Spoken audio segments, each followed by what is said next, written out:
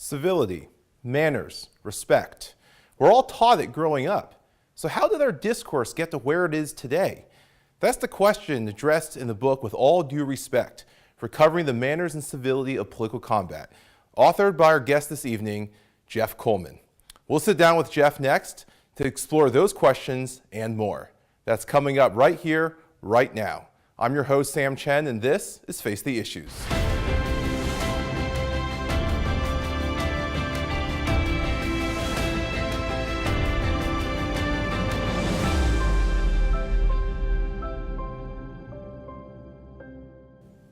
Good evening and welcome to Face the Issues. I'm your host, Sam Chen. Civility, it's something that all of us are raised with. But when you look at our discourse today, it almost seems to be absent. How did we get there? That's the question explored in the book With All Due Respect, Recovering the Manners and Civility of Political Combat, written by our guest tonight, former State Representative and the President of Churchill Strategies, Jeff Coleman. Jeff, thank you so much for joining us. You bet, Sam. Thank you for having me. Let's start broad. You wrote this book at the end of the 2016 election, With All Due Respect. Tell us why you wrote the book. Boy, I think like a lot of people, we were looking at what we saw in the national debate. My kids, I have 4 children, 12 and under, and I had to take them out of the room, especially for some of the more heated political debates. And it didn't make a lot of sense to me. And there was a frustration that a business, the political business that I grew up in, participated in, ran for office in, had almost overnight seemed to take on the kind of vitriolic tone that I had never experienced in my lifetime. Right. I think you were not alone in that observation. Yeah. And so we're taught, like I said in the intro, we're taught to be civil from the time that we're kids. We all grew up with manners and respect. Right. And even in our television, you remember Bambi, Thumper was always saying, if you've got nothing nice to say, then say nothing at all. Yeah. How do we get to where we are then? Well, politics and media and culture, for some reason, had a kind of a suspended rule system. The rules still apply in our houses. You can't act like politicians did on the national stage last year and do that in your home and not get in trouble for it. Right. You can't do that in first grade and not get in trouble for it. But what we've done is we've assigned values. We said, well, as long as you're advocating for positions that I agree with, you don't have to be civil, you don't have to be kind, you don't have to be nice. And that's the absurd part about all this, kind of 2 worlds that we're living in, one with rules and one without. And along those lines, in your book, you sit down with respected figures in the media, in politics, everyone from former Senator and presidential candidate Rick Santorum to the acclaimed news anchor Dan Rather, from the most conservative Republicans to the most liberal Democrats. Right. When I look at my social media feed, I see Democrats blaming Republicans for a lack of civility. Sure. And I see Republicans blaming Democrats for the lack of civility. Which party is to blame, or is that even the wrong question? Is there a party to blame? Well, it would be nice to think that the political leaders were leading, but really the political leaders are now being very astute observers of the culture, and they're surfing. The political leaders at the top kind of surfed their way in. They didn't say, politics is broken, here's a new way. That was kind of the old way we did politics. You had people that looked and diagnosed problems. The President Reagan, as a candidate or a governor from California, could diagnose the problem and say, I'm going to step into this, and we need to go in this direction.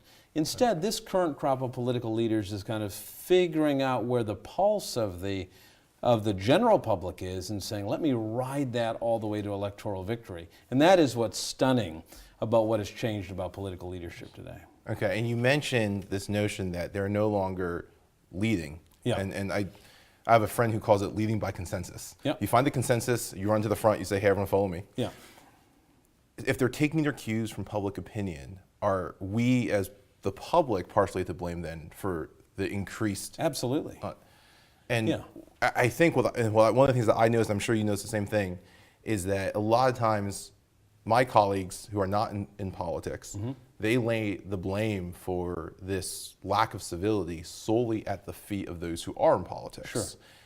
Are we suggesting that, in fact, maybe us as society actually shoulders that blame? We're the consumers.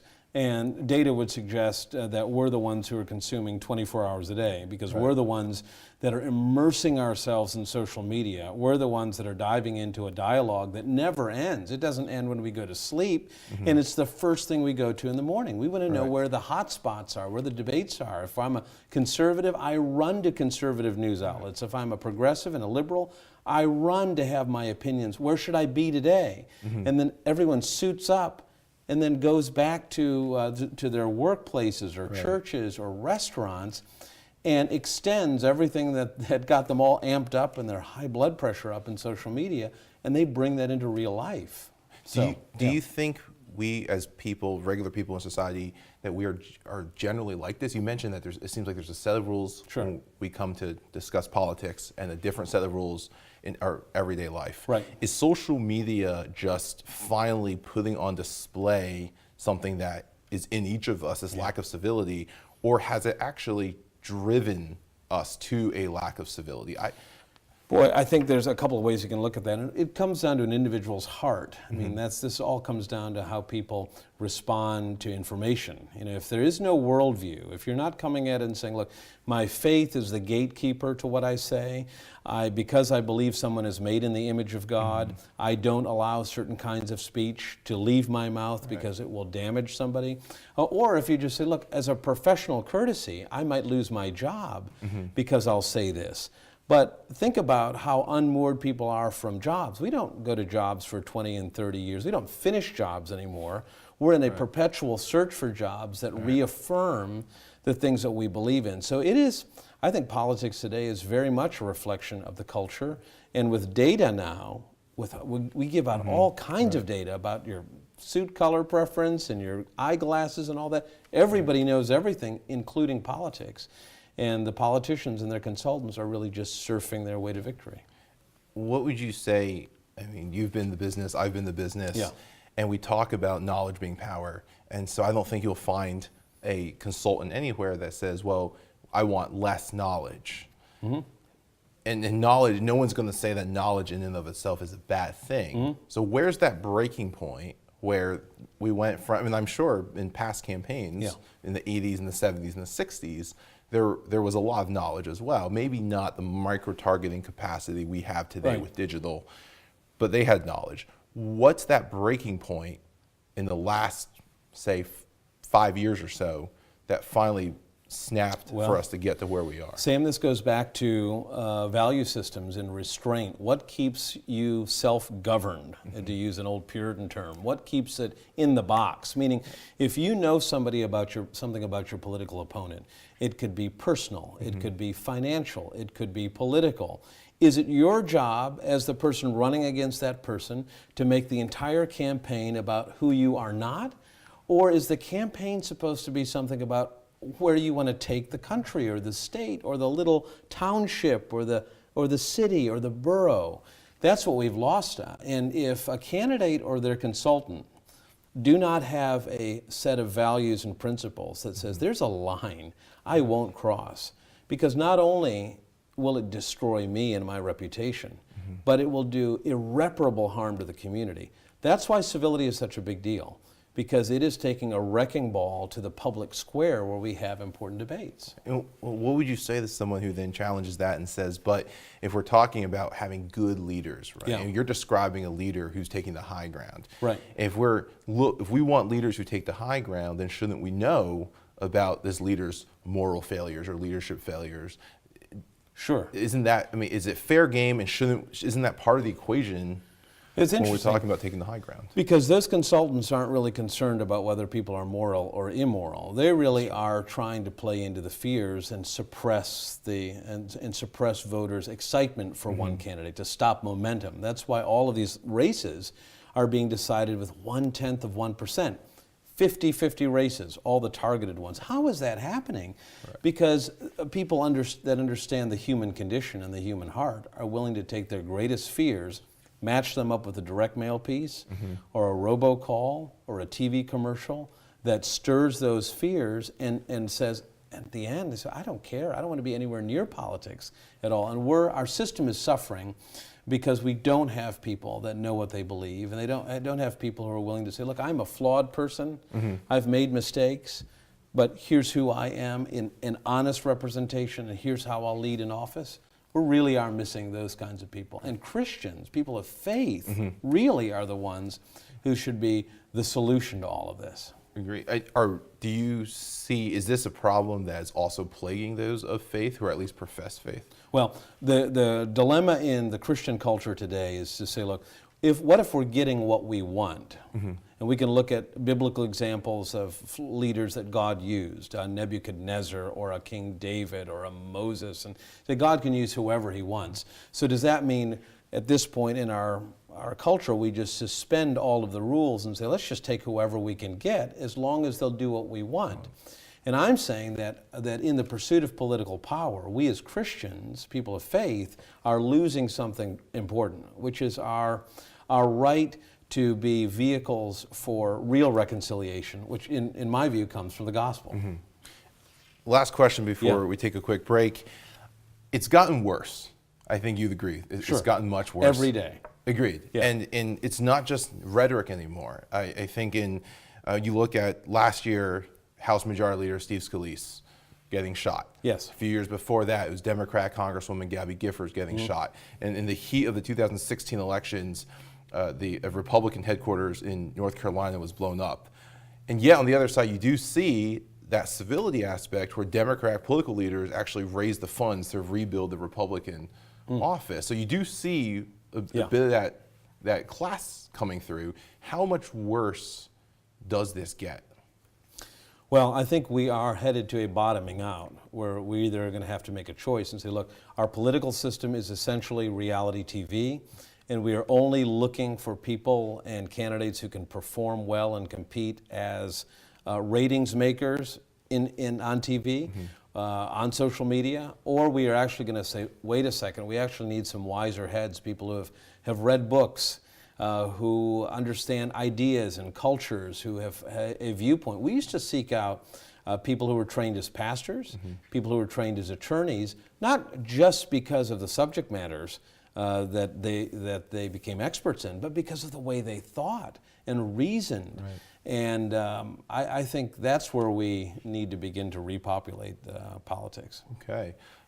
Don't go away. We will be right back. Again, my guest here is Jeff Coleman, the author of With All Due Respect, Recovering the Manners and Civility in Political Combat, and we will be right back after these messages. Welcome back to Face the Issues. I'm sitting with former State Representative Jeff Coleman, the author of the book With All Due Respect, Recovering the Manners and Civility of Political Combat. Jeff, thank you again so much for taking your time to be on this program. When we left off, we were talking about the lack of civility that's in our political discourse, but the subtitle of your book is Recovering the Manners and Civility. Do you think there's a path forward to recover that? I think there is, and for a number of reasons. First, there is, in many communities, there is a spiritual renewal where people are saying, look, life isn't about me, that there has to be something deeper than the sum total of what I can acquire with my education and my money. And there's a desperation, I think, that's being met by spiritual renewal. But the other piece of this is, in a practical way, we can't live like this anymore. I mean, we can't go to schools and churches and VFW halls and social environments without running into somebody now who we have seen on social media behaving in a way we don't agree. The question now is, what do we do? Do we ignore them? Do we engage them? Do we debate them? Do we block them from our social media feeds? Or do we love them and listen to them and find out where they're coming from? Because typically a political view is a very personal view. Right. It's linked all the way back not to a philosophy book, but to a grandmother, a son, and uncle. All politics is about relationships and people, and that's where people come to it. So understanding that is important. There are some who would probably look at your book, though, and say, you're talking about political combat. And the basis of combat is that you are debating, you are engaging in that. And so doesn't combat imply in some way, shape, or form that things are going to get rough? It's going to be a little bit rough and tumble. Yeah, on the cover I use fencing. I'm not a fencer, but if you look at those, the kind of the heat map for fencing, there are zones that are where you're allowed to thrust and parry, and others where you're not. With any sport, there are rules and boundaries. Mm-hmm. And what we're looking at is a system where people are engaging to provoke, Mm-hmm. to just poke the hornet's nest. I'm putting this on social media because I think they'll hate it. Or I think that that person over there needs to hear this, you know. Instead of saying, I think here's a reasonable argument that I think my friend might listen to. Mm-hmm. When we care about people, we're gentle. We don't come in guns a-blazing to Thanksgiving and Christmas and Easter and say, hey, I want to talk at the dinner table about the most controversial thing I can think of. Right. We do it on social media every day without thought. If we care about people, we will love them enough to be gentle and respectful in the way that we bring them in. All right. So what would you, if you were sitting down with a group of college students or whoever attending, let's say, a book talk, what steps do you recommend to them to say, this is how you can at least begin that trend, set the example? Yeah. Also keeping in mind, I think that a lot of people come in wanting to be civil. We hear over and over again, when they go low, we go high. Right. That's become a catchphrase. But when they're attacked themselves, then suddenly its gloves are off. Yep. What advice do you give to people who would say, well, you attacked me first, and so all bets are off? Let me make a confession. I think there were times when I ran for political office and was engaged in political campaigns where I used civility as a tactic, meaning you attack me and I say, I can't believe you did that, and I'll give you a hug. You know, and it's a way certainly of disarming, and it may be good tactically, but my motives for doing it probably weren't the best. They were to embarrass the person who was charging at me, and then you give them grace. Real grace, though. A real engagement respects the other person. So what I'd say to those college kids is, before you ever talk about Bernie Sanders or Barack Obama or Donald Trump or whatever your political views are, if you look across the room and you see on that laptop there's a sticker and you don't like that sticker, but go in and engage, but ask them about their families. Ask them how their semester's going. Ask them how their life is. How are they paying for college? Where are they eating? What are their favorite restaurants? Things we would do in real life. And somewhere down the line, if they trust you enough to give you their opinion on a political issue or a faith issue, something that really matters longer than this, you'll have an opening because you have a basis for a friendship. And that's how communities work, but it is not what is happening in real life in politics. Right. Well, and then along those lines, one of the things that you said in your book, and I've had the privilege of hearing you speak on it a few times, that I know has also come up in questions, is you talk about this civility not being rooted in decorum. And we talk a lot about the Roberts Rules and the decorum of legislative hall. Yeah. But you talk about being rooted in the belief, the fundamental truth that we are all created and bear the image of God. Yeah. Is that necessary, that belief necessary in order for us to anchor civility? Because a lot of people, especially in politics, would say, well, no, it's not. How central, how core is that? Because every time I've seen you talk about it, that is what you come back to. You can deny the existence of God. You can put yourself in the middle and say, I'm uncertain, call yourself an agnostic. And you can treat people with respect, no question. There are really kind, gentle, meek atheists. But motive, I think, matters. And over the long haul, if you do not view someone as a created being, someone who has intrinsic value and worth only because they were born, you're going to begin to make value judgments in other areas of their life. Someone is more valuable because they're physically fit or they're attractive or they don't have Down syndrome or they weren't born with a cleft palate or they have a good head of hair or whatever, right? Good lineage. I mean, we make silly judgments. All of those things then do inform the way that we view politics. And you can hear now where our political culture is. We're actually making fun of people's physical characteristics in politics. We make fun of the president's hair. We make fun of Bernie Sanders, dandruff. We make fun of Hillary Clinton's pantsuits or whatever. I mean, what have we become? If we are not really talking about, if we're not treating people who are made in the image of God. God gave him that hair. God made Bernie Sanders that way. God made Hillary Clinton that way. God made Barack Obama with the ears and all that stuff. And all of this comes down to our view of what we think of other people. And if we put a value on them, it goes down to a pretty slippery slope to a point where we're not just disrespecting them in our words, but our actions will reflect that too. Agreed. And if someone, and I highly recommend Representative Coleman's book, Jeff, if someone wants to purchase it and read it, where can they do that? Amazon or our website, withallduerespect.us. Great. Well, Jeff, thank you so much for coming on the program again, for having this conversation. My hope and your hope, I think, is that we will trend toward a better, more civil, more respectful society. We've got to try. Absolutely. Thanks, Sam. Again, my guest tonight, Representative Jeff Coleman, former state representative from the 60th Legislative District in Pennsylvania, and the author of the book, With All Due Respect, Recovering the Manners and Civility of Political Combat. I've read it, highly recommend it. Go to Amazon or his website, withallduerespect.us. Get a copy, read it, and let him know what you think. We'll be right back. Each week on Face the Issues, we explore a new issue by having a robust conversation on the ideas. Here, we're not afraid to ask the hard questions, but it's not enough to simply talk about ideas. We also have to have an example. We need to set an example in leadership. So each week on this program, we're going to introduce you to a new hometown hero, someone who's setting an example, someone who is being a role model, either through what they're overcoming and inspiring all of us in that journey, or by changing the world through changing their community. This week, I sat down with Melissa Recarte from Ricky's Compass, talked about her work in raising awareness and money to stop the stigma with mental illness. Take a look.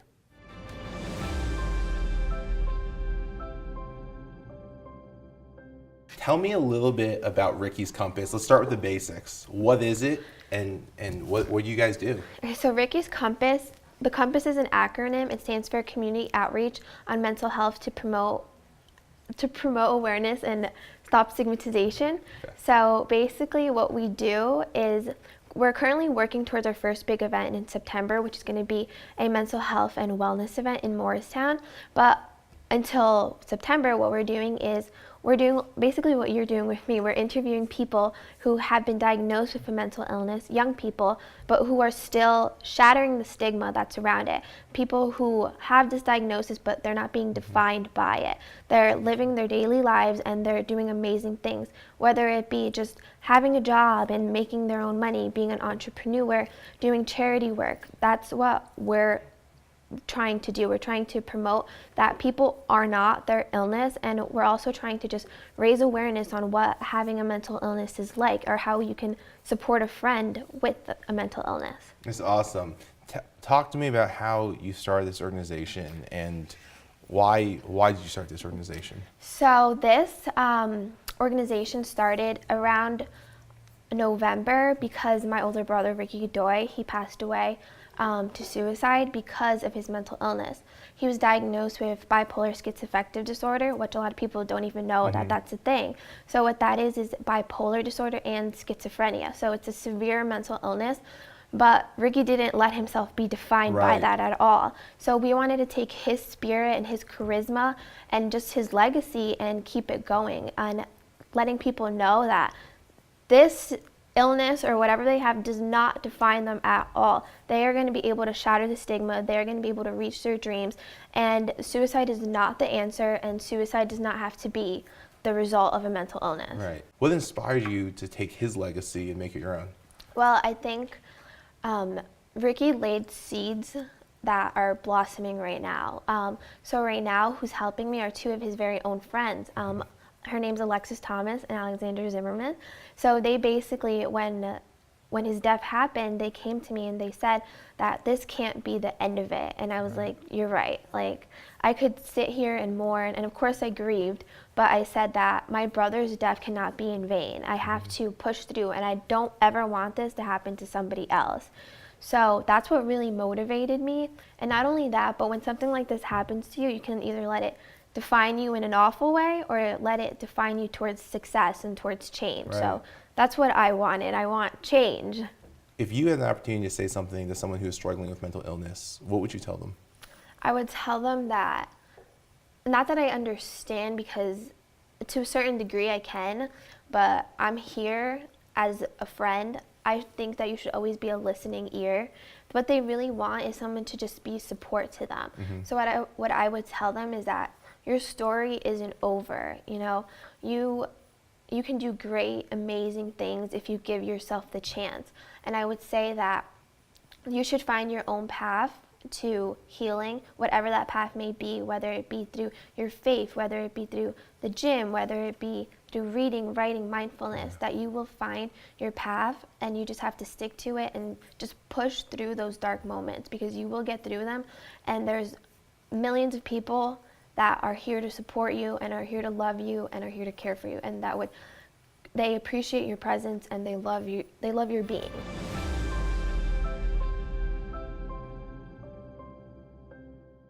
Melissa, Recarte, and Ricky's Compass are hometown heroes. For my full interview with Melissa, visit our website, www.bph.org. That's all the time we have tonight. Thank you so much for tuning in, and continue this conversation online. Just use the hashtag #FaceTheIssues. I hope you'll join us next week as we unpack another issue with another guest. My name is Sam Chen. On behalf of all of us here at Face the Issues, good night.